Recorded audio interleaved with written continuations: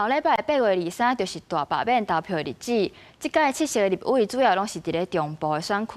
今仔日这拿力甲罢免团体拢把握选情的最后一礼拜，到市场宣讲和民众博暖，就是希望会当催出地方的支持甲选票。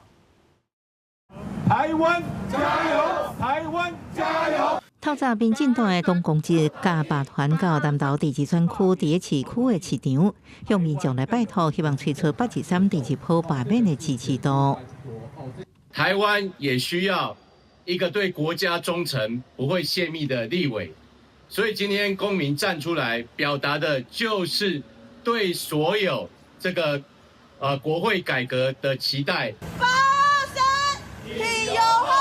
另外一方面，台中市长罗秀燕也到南投，为进前身体传出无数次断医受伤的南投第二选区立委又好加油，马上坐宣传车扫街，希望催出反败力量。那有好的健康，才能为社会做事哈，才能为国家服务。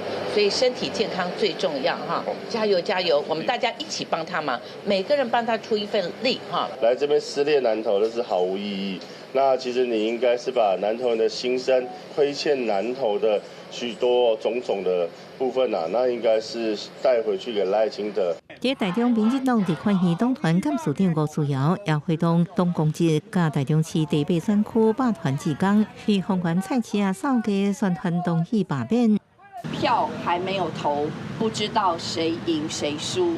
国民党现在撒了铺天盖地的资源在抢救罢免，但是我们会彰显台湾人的精神。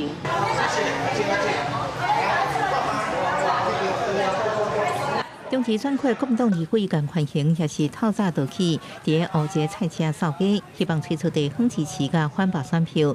选前最后黄金就班，挺罢甲反罢拢把握时间各自拼场对决。记者综合报道。